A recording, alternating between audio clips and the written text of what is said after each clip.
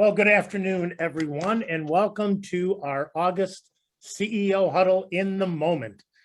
Joining me this month are Mark Schupan and Charlie Straface. Charlie and Mark will be coming in here momentarily. There's Charlie and there's Mark. Hello, gentlemen. How are you today? Great. Excellent. Good afternoon. Thank you. It's great seeing both of you, albeit virtually. Hope all is well with you and your families, as well as your teammates and their families. For everybody on the webinar, we'll try to get through as many of your questions as possible. So if you have a question for Charlie or Mark, please submit it in the Q&A, and I'll get through as many of those as time permits. But I know that both of you and your organizations, there's nothing more important to you or your companies than safety. So as I typically do in these CEO huddles, my first couple of questions are going to focus a little bit on safety and what it means to have a safety first culture, right? And so we'll get into the variant in a minute or two, but before we go down that rabbit hole, I think we all could learn something from what you have found to be that's enabled you to be successful in creating the safety first cultures that you have at both of your companies. Mark, you want to take a stab at that first, please? Well, I think the most important thing is consistency. This isn't just something that's fashionable one month because you had an accident. So everything, we have 5 different divisions, but almost everything we do and every meeting starts with something about safety. And we talk about it all the time. And then we look at some of the things we did, through COVID, obviously, to promote safety. But we have this saying: there's nothing worth doing unsafely, no matter what it is. It just isn't worth it. And so they see those signs all over the place. So that's kind of how we handle it. And again, it is. We want them to go home every night just like they came in, so to speak. And we owe that to them and to their families to do everything we can. Yeah, well, consistency of message, very, very important, and walking the walk as well as talking the talk. Charlie, how about you, please? Yeah, I may just mention 2 things. One thing we like to do is sort of benchmark our best facilities. And when we sort of looked at our plants, that would go 1 year, 2 years or plus, without a recordable injury, we sort of studied them a bit. And one thing that became apparent was, they say, make it personal. We have a mantra that zeros our ambition, zeros our goal when it comes to safety incidents and environmental incidents. And, talking to each employee and asking them why why is zero important to them, and make it very personal, because then they talk about their family, their friends, their hobbies. So sort of number 1 is make it personal. And I think that's helps us a lot. And then number 2, I'm a data guy, it's follow the data. Our current data trends on injuries, are new employees, because we are hiring and onboarding new employees. And so we've done a lot of work with mentorship programs, onboarding, training experts to help our, and even our plant managers, spending, every plant manager meets with new employees at least once, but we say you need to meet them maybe 4 to 6 times, in their first month or 2, so they get the message. So those are the 2 things I would highlight. No, that's great. Thanks for sharing, Charlie. So, as much as I would like to put COVID in the rearview mirror, I think we all would love to put COVID in the rearview mirror.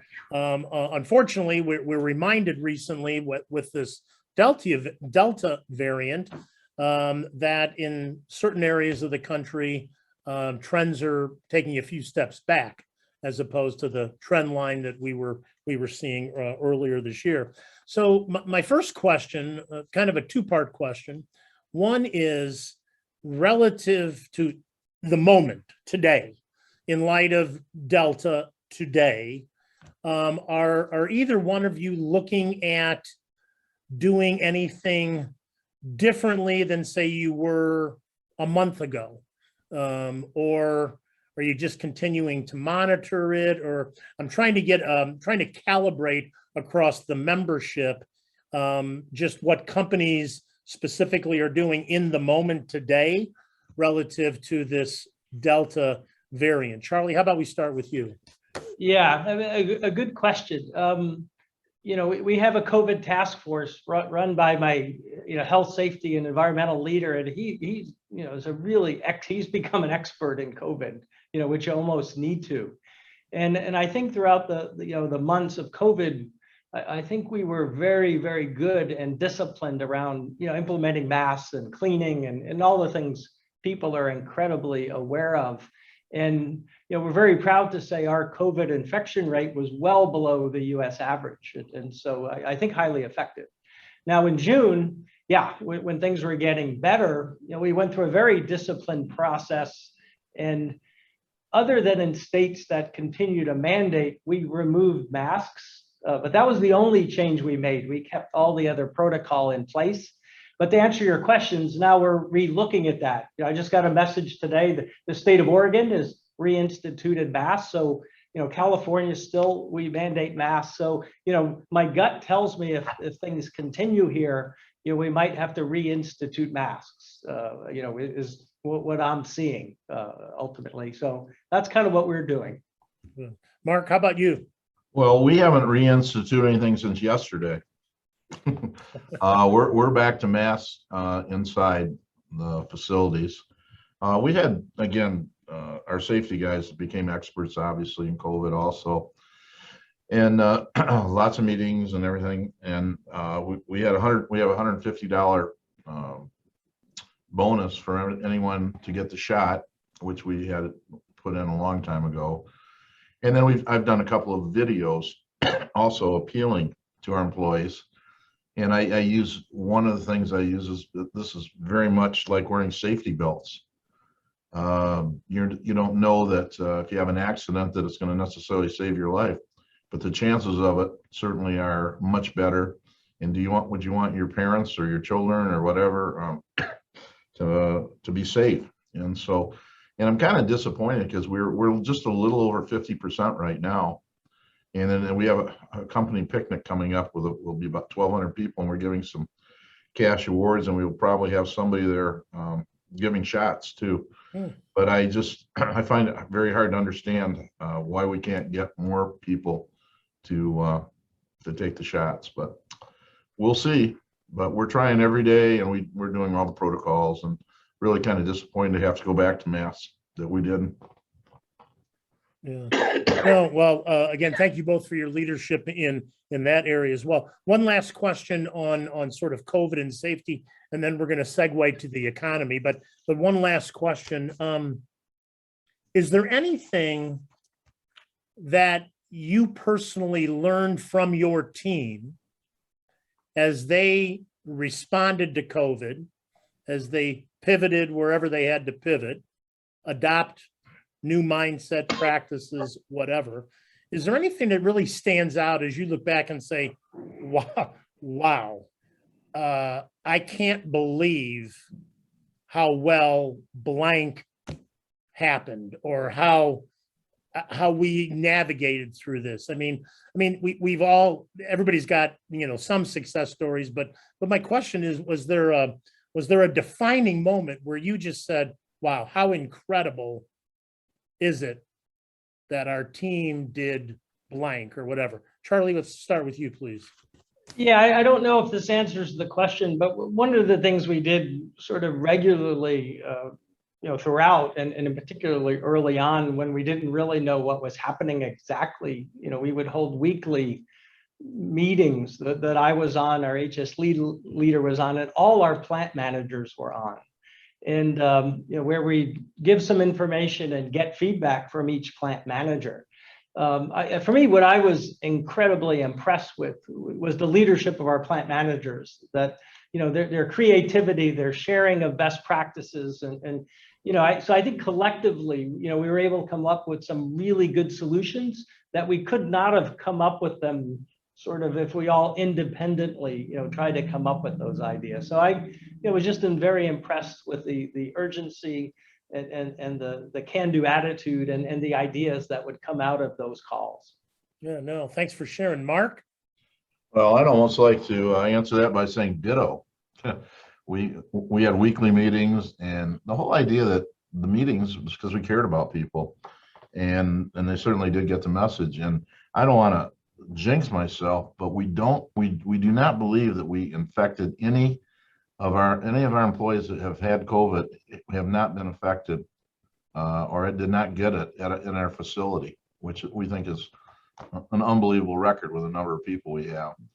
But there's obviously we've all had frustrations because we're very strict. If somebody came in contact or close contact or whatever, I don't know how many days it is, but they were gone. We paid them, but we made sure that obviously that until they got tested and everything else, that they would be safe, keep our other employees safe. So,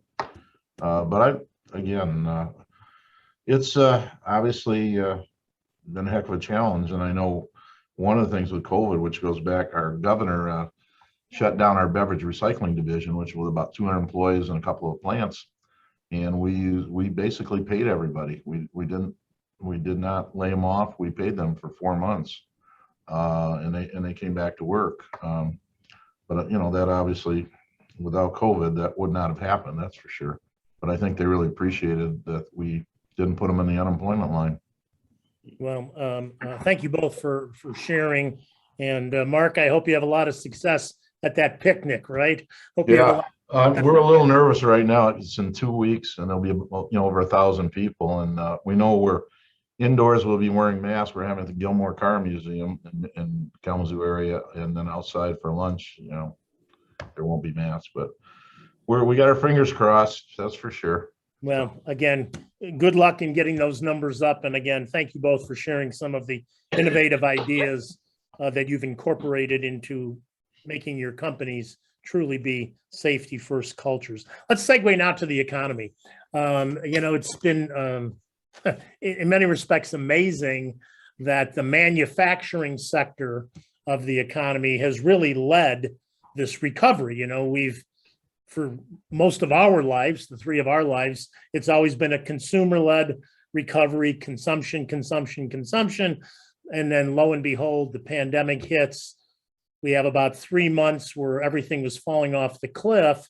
And then from really about a year ago, last summer through now, manufacturing has been pretty strong across most sectors. Now, collectively, the two of you probably sell thousands of different customers in many different end-use markets. And I know everybody on this webinar is very interested in hearing from you as seen through your lens, the sort of the demand for their products, your customers, your order books. So Mark, if you would kind of calibrate us, the areas that are really, really booming, the areas that are doing good, if there are any sectors of the economy or your customer book that is maybe lagging a little bit, like to know a little bit about them, but kind of paint the landscape of demand for industrial metals as seen through the lens of Schupan and Sons. Well, I think that a large part of our business is manufacturing, and has evolved over the last probably, 5, 6, 7 years. So obviously we're aware of what our customers need. We found medical to be extremely strong for us, for sure. Making the devices that we do. For a while, we suffered when obviously office furniture, when things were when nobody was going into an office, nobody was buying new furniture. I can tell you that. But we've even seen that has been coming back fairly strongly right now as people kind of change their product lines a little bit.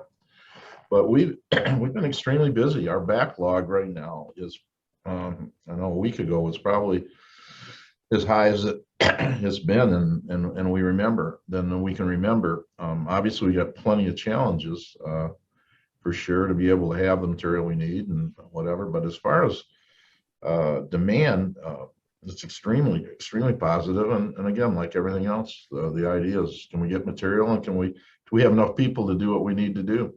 We've hired, I think in Kalamazoo alone, we hired 75 people since January back into John Berry's facility. And hiring people is not easy, especially on the truck drivers or some of our other divisions. I say we could probably get a brain surgeon or a nuclear physicist easier than a truck driver, but if he could drive, we'd hire him anyway. Okay. Well, we're gonna get to the labor in a second. I have a follow-up question, Mark, for you on the Okay. demand side, and in particular, you cited office furniture, right? And I mean, clearly in Michigan, Western Michigan in particular, that is, that is office furniture country, right? And my question, my follow-up question is the following: are your customers optimistic or pessimistic that office furniture demand for offices as opposed to home office, right? I mean, home offices are growing, but you're not going to be selling the same number of cubicles or desks or chairs as you would in an office building. But are your customers telling you that there's been a sea change here? Is the office configuration that all of us knew before the pandemic, are we going to get back to those levels of in office and therefore demand for furniture? Or have we seen a truly sea change, structural shift with hybrid offices or remote work being more of the norm going forward? I'd love to hear what your customers are telling you. I think if you talk to enough customers, you'll get enough opinions. I have one fellow in another forum I'm in, and they do work. Well, how do I put it? He has a pretty good sized company, and I think this, obviously affects. And they've got some building projects, but his thing is basically everybody. If you want to work at my company, it's a pretty big company. You will be vaccinated. Not only, well, I'm not sure if he's mandated the vaccinations yet, but you will be here in person. And quite frankly, he said, and if you don't wish to be here, then it's okay, and good luck, and find a new job. That's one extreme. And then the other thing we've seen is, I think there's a consolidation sometimes on who's making certain things. Some people just have had a really hard time surviving, and where if somebody else has to pick up the slack. We had somebody come in the other day and was kind of asking us, are we going to have the ability, as they see a lot of growth, to be able to service them in the way we always have, which is kind of interesting. Try to promise something you may want to do this. Now, can we? We'll see. But I think my own feeling is that there's a lot of people that are going to be coming back to work. You've got to be flexible, and we'll talk about that later. But I think if you want to keep a culture, I think a lot of companies are going to say, hey, a lot of us would like you to be back in the office. Now, there's some industries it doesn't matter at all. And we have a trading group where we have, I think, 9 traders, and each one of them is scattered across the country, and they meet on video at 9 o'clock or 10 every morning. So I think it is a different world, and I think you do have to be more flexible, and I think you're going to see more home office things. I'm sure you will as time goes on, but I think the office is not dead. I really don't think so. Okay. So Charlie, back to the economy. Okay. So we'll put the office configuration on hold, but as seen through your lens, again, what sectors of the economy, kind of calibrate us from the strongest to maybe the weakest. And if you could kind of compartmentalize, I know everybody in the webinar very interested in hearing your thoughts. Right. Well, I'll start out, with my favorite set of customers, and they're metal distributors, of course. And yeah, so for us, obviously, metal, better than me, but metal distributor demand for us is very strong. So that's certainly on the strong side. But if you go to more specific markets, trailers, trucks, RVs, you name it, that sector is off the charts, and really their output of trailers and trucks and RVs and other things is actually limited by the supply chain. And we may even be part of that. So, those markets for trailers and trucks and RVs, et cetera, recreational boats, they're just all off the charts. So that certainly it would be on the strong side.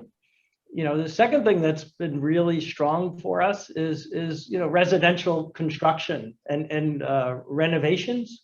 That's the demand for that has sort of been, again, incredibly strong for things, windows and doors and all sorts of things. So, those continue to be, incredibly strong. So those are all on the strong side. And I don't know if I should say this, there's another growing market, pardon the pun here, in the marijuana growing industry, aluminum and tubing and irrigation tubing for, as you know, in the state of Illinois, it's sort of gone crazy a bit with the legalization of that. But that's sort of I'm calling it a fun market, but an interesting development, I would say, that we weren't counting on.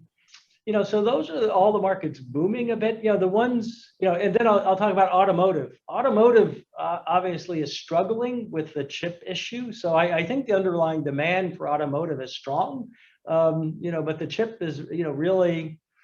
I think I read in the paper today that Toyota just announced, they're needing to cut production, across the globe and in the US by, I thought it was 40 to 50%. Yeah, I saw it, 40%. Yeah, you're right. Oh, So, so that's, obviously concerning, but the demand is there for vehicles, I believe, for sure. Just go to a rental car place and there aren't any cars. So, but, how fast this chip situation, will turn around.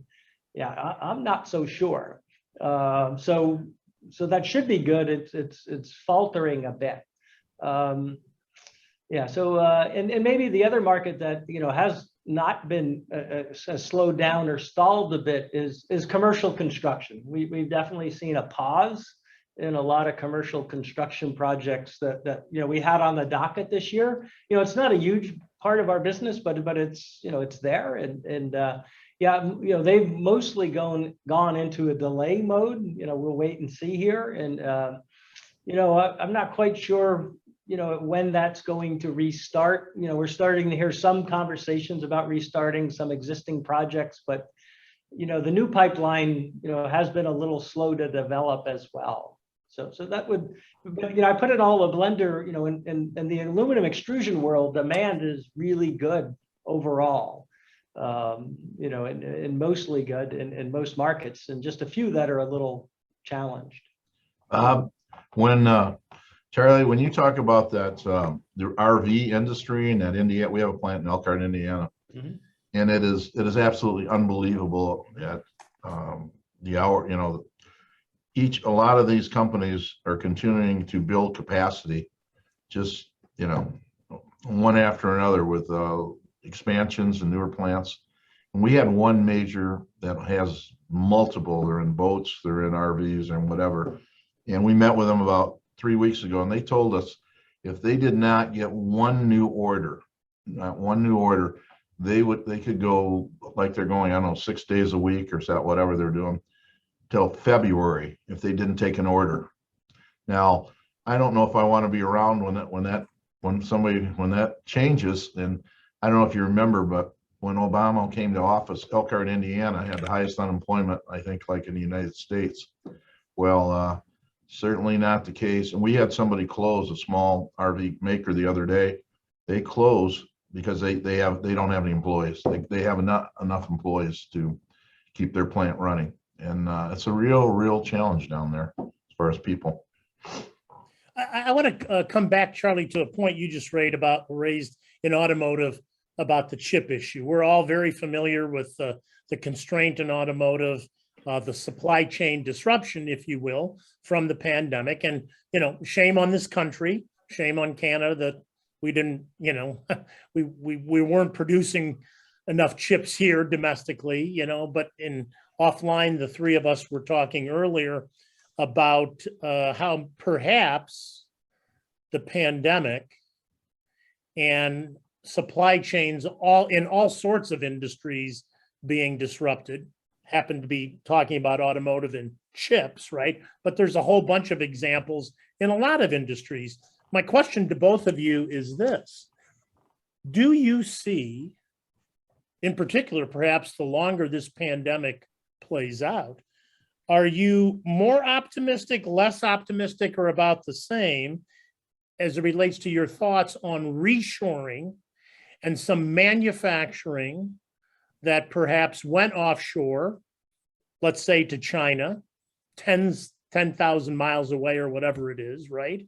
Have we learned any lessons about being so dependent upon supply chains so far away, and might some supply chains become more regional? So Charlie, first you, and then Mark, your thoughts on perhaps structural changes in supply chains and them becoming more regional and less, let's say, China dependent global. Yeah, I mean, I can just speak, we're going through right now what we call our yearly strategy process, and where I meet with each region and really and I hear from every salesperson in our company, and they talk about their customers. And yeah, for me, the first time ever, there was a regular theme listening to my sales folks, talk about their customers, our customers saying, yeah, we would like to reshore these parts. We've been buying these parts overseas for X many years. And obviously the last year or so has made us rethink this. And, again, we would like you to quote and not inconsequential volumes of product here.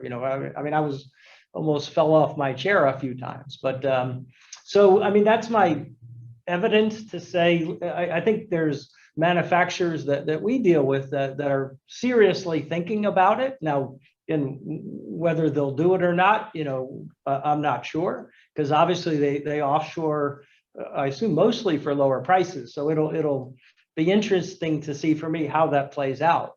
And just one other thing on the supply side, in order for us to make extrusions, we need aluminum billet. And the U.S. is dependent upon U.S. billet coming in from offshore, in order to meet the full demand of the market. We cast billet here as well, but we can't fulfill our full capacity unless we import billet in addition to what we make. And certainly we, as Hydro, because it limited our capacity this year. We just announced a major, I was talking to Mark earlier, a major investment in a billet casting facility in Michigan. I'm more prone to invest more money in billet casting here in the US or Canada, really, to not be as dependent on that supply chain. So that'd be my thoughts, Bob. Good. No, thanks, Charlie. Mark, how about you? Your thoughts on reshoring and supply chain disruption? Well, it kind of reminds me of a quote of W. Edward Deming. It's not necessary to change. Survival is not mandatory. Correct? And so I think, especially today, a lot of offshoring, there's no doubt was done, because of price. Well, if you have no availability, it doesn't really matter what your price is. And I think that the strength of making sure that you have availability is going to trump pricing. Absolutely. And I think there's going to be a lot more things coming back here. And we also have a world right now that, let's face it, it's very, very challenging to be able to look forward and look at, how stable are we going to be? And you have a choice between the unknown stability, so to speak, or something that we can depend on here. I think we're going to see, more and more things coming back here. And again, because even for us, I know we have on our trucks, order today, get it tomorrow. Well, we almost need to X through that for a time period, because we've always been able to do that. Well, today we can't, but we will do everything we can. Now, that doesn't mean we don't bring anything from overseas for ourselves too. But if we can get it here, we certainly will try to. And I'm saying that as a service center. So yeah, that's where I'm at on that. Well, I think, back to the pandemic, I didn't realize till we got into this just how dependent we are on other countries to produce, medicines, right? Which is crazy when you think about it. The United States of America being dependent upon non-market economies to make Advil or aspirin or whatever. So one last follow-up question on the end use market demand. Then I got a couple questions from the audience, but and I don't know, do either one of you do much either directly or indirectly in the whole PPE medical equipment at all? Is that in any of your wheelhouses or not? I'm just wondering, as we look to rebuild the inventories of everything from ventilators to medical cots to medical devices. I don't know if either one of you are in that space. And if you are, your thoughts on just how that rebuilding of inventory might go in the PPE space for healthcare. Who are you starting with on this? Either one of you. Go ahead, Mark. Go ahead, Mark. Okay. Medical for us, as far as supplying components, is very big for us, and it's grown over the years. And there's a lot of that type of business, certainly where we live, so to speak. Of course, I got my vaccine across the street from Pfizer, where it was fresh when I got mine. So, Kalamazoo is pretty big on that stuff. But for a while, you have to remember that the people that were selling medical equipment couldn't go in and even see a hospital or talk to anyone. And there are some pretty big projects that are coming up in the near future from a demand, and we know that from a medical standpoint, it's just going to continue. The demand for that to be in that area, I think, is certainly a good thing to be in, and we're excited. And those customers are obviously large, they're tough, but if you, like anything else, if you do a good job, you can build a relationship and grow with them, and that's what we're trying to do here. So. Yeah, it's a very small part of our business, Bob, and I'm not sure I'm knowledgeable enough to comment on it. Okay. Let's talk a little bit. Let's come back. We also have a question from the audience about labor and labor shortages, and we touched upon, both of you kind of touched upon it briefly or early in this webinar, but I mean, there's no question.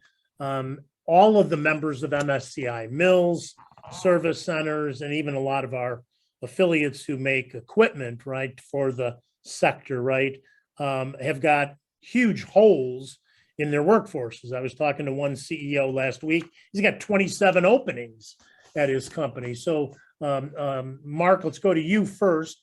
Sounds like you have successful plan, having hired 75 people since the start of the year. That's phenomenal. But what is your labor situation today as it relates to staffing levels both in the plant as well as the office? You touched upon drivers. Again, just sort of paint for us a picture of what you are doing to address labor issues.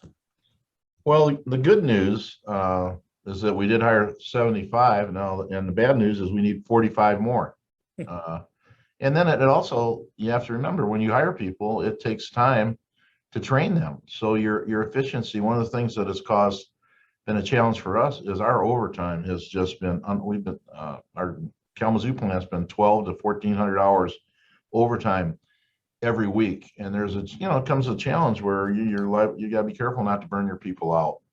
Now we put a program together. It's a sustainability program that we rolled out where we about 6-8 weeks ago, we had 23 meetings in 7 days, and we saw, except for our guys that are in our metal trading, we saw every single person. I don't care if it was 5 a.m. or what it was.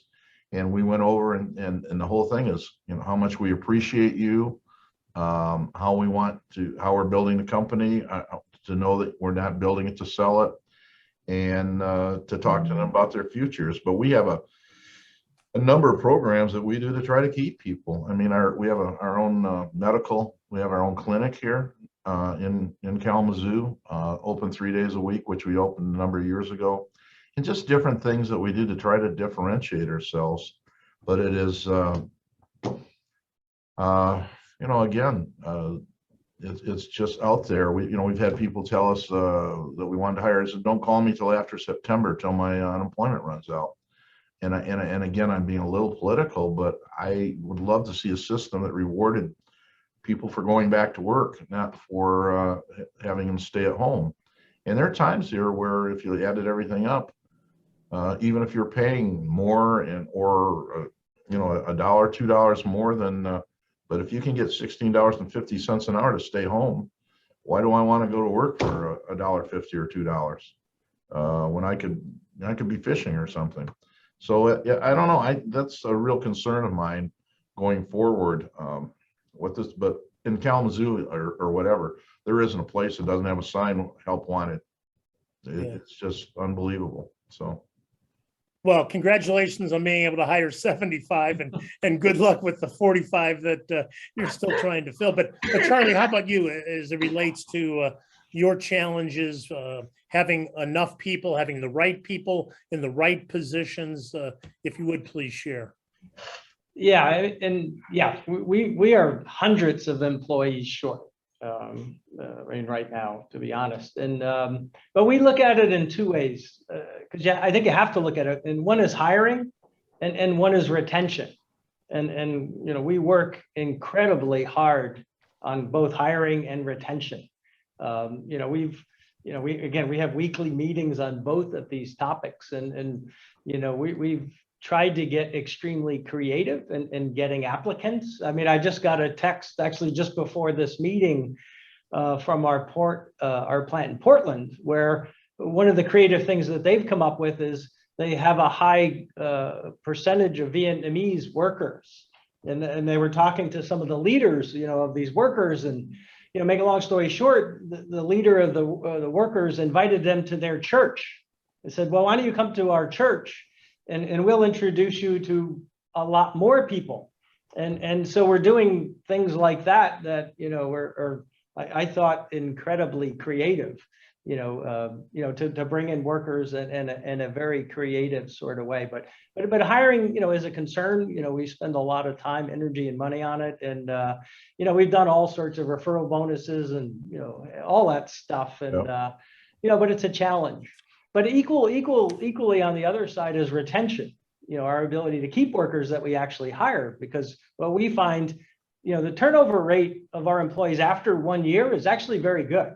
It's really just getting them to stay a year or 6 months, and then our retention rate's really high. The turnover rate's really high in the first 3 months, really. So again, we're just doing a massive amount of things of mentorship, onboarding, our new employees, because if we can just increase the retention rate, that would help our situation out dramatically. Because we have a total workforce of about 6,000 employees. I mean, that's in context here. But the other thing, as we go through these strategy meetings, one thing that we're going to do much more seriously, and I think we've even set a target for this next year, is automation. That we see this as a long-term issue, not to be, in some form, this is a longer-term issue, and that we need to significantly improve the work environment, and we need to eliminate hard jobs that could be automated. And I think we set a target out, how many hard jobs we want to eliminate through automation next year, and just we'll probably spend a fair amount of capital in automation, because we do view this as a long-term issue. Good. Let's segue now to not to get political, Mark, right? Not to get political, but no, of course not. But I would be remiss if I didn't ask both of you sort of thoughts, comments on what we're seeing come out of Washington. We've had a bipartisan, in the Senate at least, a bipartisan infrastructure bill on what I call real meaningful metal intensive infrastructure. It's passed the Senate. It's stalled in the House right now, although it might have bipartisan support. But Speaker Pelosi has indicated she's not going to bring it forward first. And then we have this $3.5 trillion plan that Senator Sanders constructed as chair of the Budget Committee. It passed the Senate with the Vice President casting the 51st vote using the reconciliation process to move it over now to the House, and it's going back and forth there. So my question is not to necessarily get into the details of either bill, but rather, from a high level, let's start with the infrastructure bill, right? The infrastructure bill that has, looks like maybe it's going to get addressed and signed. First Mark, you, and then Charlie, you, what it would mean to your respective companies, even though we don't know all of the details. We know enough of what's in that $1 trillion infrastructure bill. What would it mean for Schupan and Sons or your customers, Mark? Very, very good question. And I'm kind of looking at it, and I'm seeing, and John Barry and I talked about a little bit, president of our distribution manufacturing. Okay, if we did all of a sudden get the go ahead for all this infrastructure, where the workers going to come from, and where's the raw material going to come from? Because we're short right now. We're short. So all of a sudden, if there was some kind of a major expansion, which comes on right away, it's going to be for some people, I'm sure it'll be very, very good. Obviously, the steel industry it'll be tremendous for them. But I don't know. Again, it's difficult now as far as politically. I think everybody should have everything they want for free. So no problem, no problem. Because just make it free. I don't know. Again, you would think that something like infrastructure, which we all know we need, that should absolutely be bipartisan, and it'd be great to see it go through. And then obviously the other things certainly I look at those much differently, but it seems like that it is one thing they should be able to agree on somehow or get something through. And again, it'll be good for the United States, and for a number of our customers, it'll be good. Won't make it any easier for me to hire more truck drivers, I don't think, but that's okay.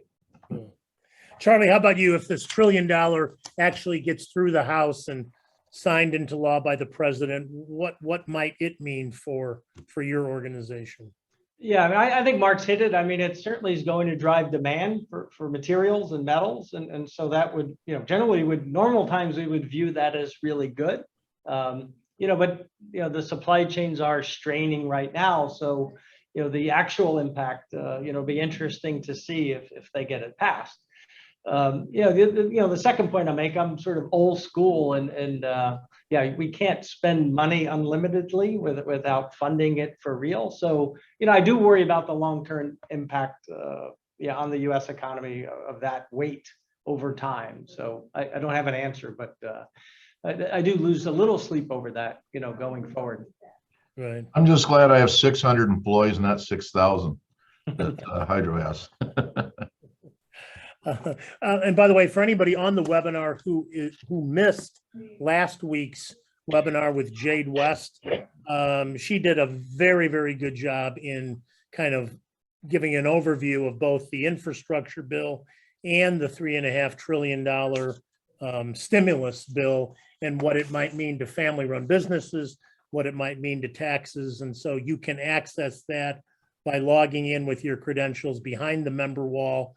That was recorded, and I would encourage you, if you're interested a little bit more about what it might mean to you personally, your company, to listen to Jade's. Let's now segue in the last 10 minutes or so that we have into sort of leadership topics, right? And obviously both of you been extremely successful throughout all of your careers, and here we are, 18, 20 months into the pandemic. My first question is a question I've asked a lot of your peers throughout these huddles, and that is, as you reflect personally about your personal leadership attributes, style, DNA, and you reflect back upon what you personally learned about yourself by dealing with the pandemic, is there anything in particular that comes to mind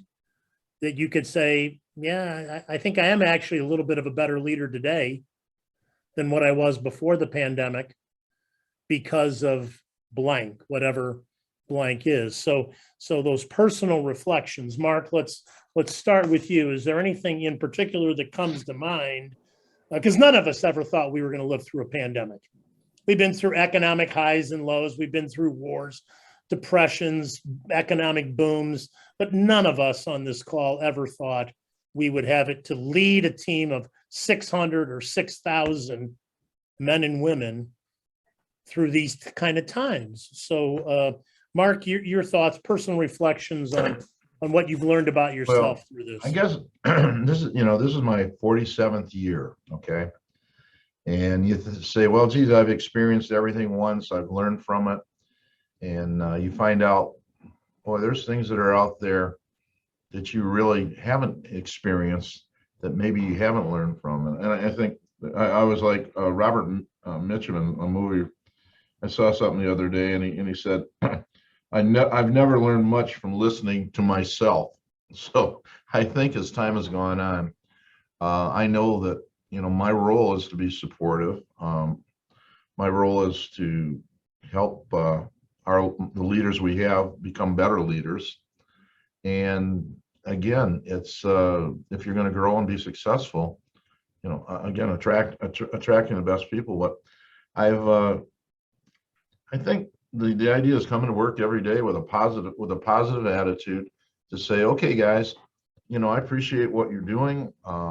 We are going to get through this together, and there certainly are better days ahead because people need to have to be able to know that that's the case. And I think that's so much of leadership. And again, we have something that's in my office here. It's on the wall. It says, there's nothing nearly so clever as honesty and sincerity. And I think I think that's how we try to run the business. We make a mistake, we stand up and say, hey, we made a mistake. But the other thing is, if one of our employees makes a mistake, you know what? We want them just to learn from it. We all want to learn from it. It's not anything we want to be hidden. And I think that culture that we've been building, the sustainability program we brought out, which is one shoe pan means what it means for you. And again, because there's 5 divisions, it was safety first, enhanced engagement, advancement opportunities, and position for growth. Those are the things that we, are major tenets of our sustainability program. And I guess, again, whatever doesn't kill you makes you stronger. And I think of that once in a while. And I truly believe we're coming out of this stronger than we've ever been as a company. And I'm very excited for the next few years. It's just getting through the day-to-day stuff. Thanks, Mark. Charlie, how about you? Your personal reflections about your leadership style coming out of the pandemic? Yeah. Thanks, Bob. Yeah, I wrote down 3 words. Urgency. I think as a leader, urgency is something that I think I have naturally. That's something I've always had, because actually, before the COVID crisis, Hydro the year before lived through a cyber attack. So we've been, seems like, in an endless crisis mode the past couple of years. But urgency and focus are important to guiding the organization through this. The second word I've written down is communication. That in times of crisis, you cannot underestimate the importance of communication. People want to hear from you. They want to hear from all leaders. What's happening? What are we doing? And that it'll be okay. And then the third word that I've written down, which is something I've had to learn, and that's calmness. That people, need to know that it's going to be okay, and they look to the leaders to be calm in the midst of whatever's going on. So those are the 3 words I've written down. I think I've raised, believe it or not, my calmness level, in dealing with these urgencies. It's hard at times, but And actually, I lied. I wrote down a fourth word, which is smile. And I say this at the end of every meeting now, and I know it sounds trite maybe to my leaders. I almost end every call with two things that I say. We have the best people, and smile, damn it. I love it. I love it, Charlie. Absolutely love it. I have a question from the audience, Mark, to you. You mentioned early in our webinar today that your business model over many years has seen quite an evolution into manufacturing. And in fact, I think your words, not mine, that manufacturing is a big part of your business, right? And so we are seeing across a lot of service centers more and more migration into adding more and more value. And part of that value add is taking some companies actually into manufacturing. So the question from the audience is that a trend that you see continuing? And then how do you manage that with your customers who also are witnessing this movement into more and more value add? In essence, their space. Yeah, that is a great question, and we've been, facing that for a number of years, and we have thousands and thousands of customers, but we really have, when we talk about manufacturing, we may have 10 companies that we manufacture for, and the idea isn't to go out and get 50 more. The idea is to get maybe to grow with what we have and maybe another one or two, and it's easier for us to then explain to our other customers that we're not out there just trying to get their business, so to speak. And John Barry's done a great job of that, of communicating that with it. But for us, we know, and again, we're not going to ever be the largest service center in the United States, that's for sure, or whatever. But if we can find a niche, something that we are better at than somebody else, that we can do a job for somebody that maybe somebody wasn't successful doing, or we go into somebody and say, hey, what's the biggest problem you have? And how is there something we can do to fix that? And once you do, and you build that trust and consistency, I see that for us, we're going to continue to grow in that area. And it's nice that we're very fortunate. We're on all ends. We're from we buy from people certainly like Hydro. We sell certain other things to Hydro. We really do have a circle, so to speak, or whatever, where we're involved in a lot of different areas, and it helps us to have those relationships. So for us, manufacturing will continue to grow for sure. Good. I'm looking at my watch here. I'm sensitive to time. I only got time for two more questions, one business and then one personal. The last business question to the two of you. Clearly, one of the roles of leadership is to assess risks, take steps to mitigate risks. And so obviously throughout both of your careers, you've done risk analyses as part of your ongoing business planning. In light of the pandemic, are either one of you, and Charlie, we'll start with you, are either one of you or your companies doing anything differently as it relates to identifying and managing risks to your business model?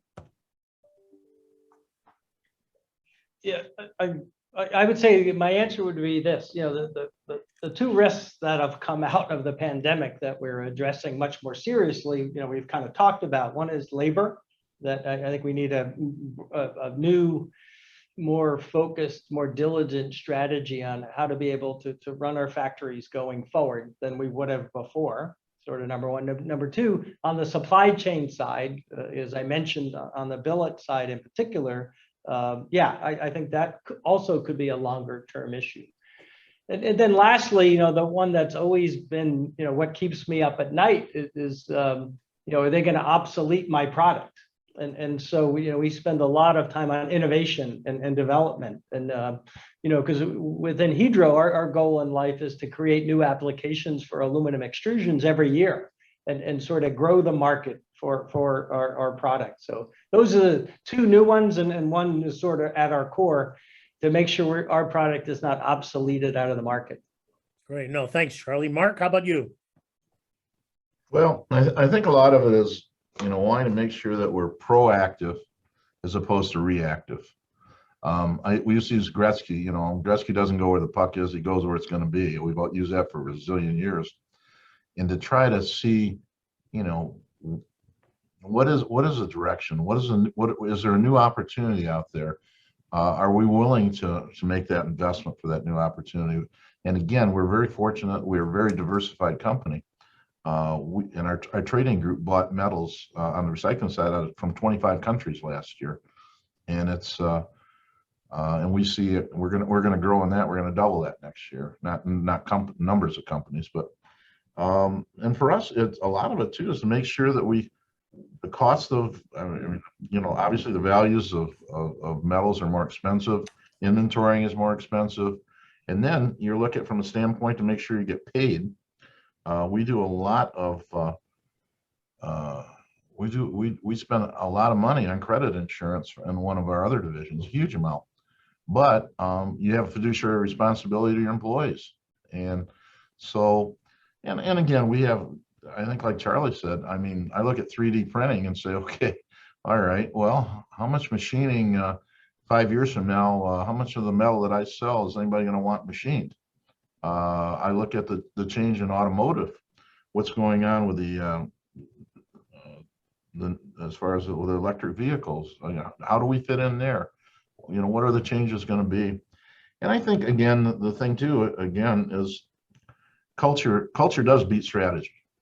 And if you have the right people, you'll get to the strategy. You can have the greatest strategy in the world, but if you don't have the right culture. So that's something we're going to continue to work on. And obviously, I know I plan on living forever, but people say, okay, Mark, who's next, who's whatever. And so, there's a lot of discussion. I am a family business, and unfortunately, my family is very interested in whatever. And it's so those are things that, at least personally, that I'm looking at. And I do stay up at night occasionally. Well, I can't believe our hour has come and gone. I'm being respectful to both of your time as well as everybody in the webinar. But my one last question that I close every one of these sessions with: there does come a time when you have to uncouple from work, right? Even though I know you both live at 724, right? But there are those moments, right, when it's just Charlie time or just Mark time that's got nothing to do with work. And I think, everybody in this webinar knows you as industry leaders, as CEOs, as, individuals that are taking your companies to new levels of both customer performance and financial performance. But we want to know a little bit more about you, the person, right? So whatever you would like to share about you, whether it's a hobby, something that you just enjoy, that when you need, again, Mark and Charlie time to get away from it all, what would that be? Charlie, let's start with you, and then Mark will close it out with you. Okay, yeah, well, I'll give you my idea. I'm a simple guy of the perfect day. If I'm not working, I get up at 6. I'm a triathlete, so I'll swim, bike, or run, or both, or 3. Between 7 and 9, I'll eat breakfast at 9. At 11, I play golf. Enjoy a good golf game. Then 4 or 5 o'clock is happy hour. I drink wine, cook, have dinner, and go to bed. That's the perfect day for me.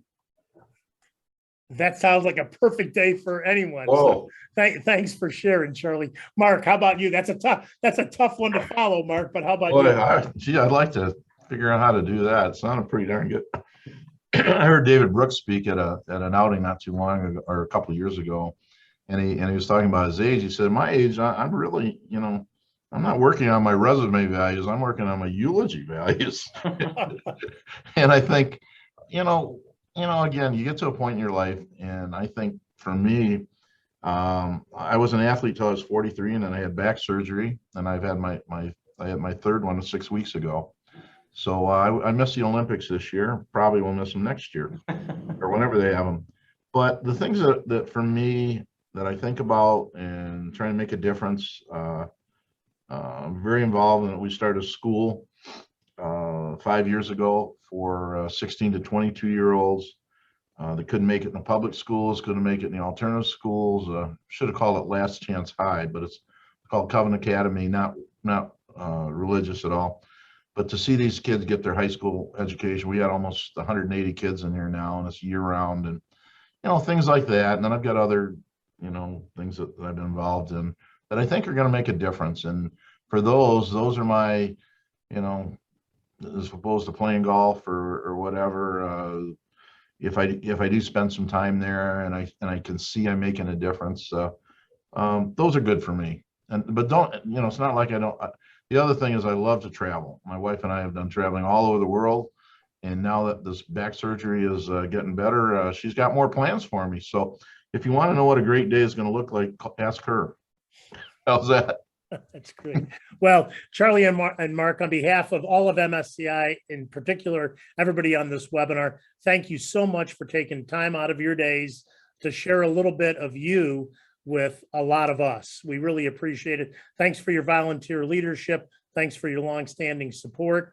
For everybody on the webinar, again, I would encourage you to let your colleagues know if they were unable to join us today, they have access to today's webinar on demand, so they can listen to it when they want to, where they want to, how they want to. They just simply have to log in with their credentials at MSCI, and that will gain them access to today's webinar as well as all of the other ones that we have behind the member wall. So I look forward to seeing you both. Give my best to both of your respectives better halves. And again, I look forward to seeing you in November, if not sooner in person. So take care, my friends. Be safe. Thank you. It was Thank an you. honor to be on with Charlie. Thank you. Thanks, Mark. Take Bye-bye. care.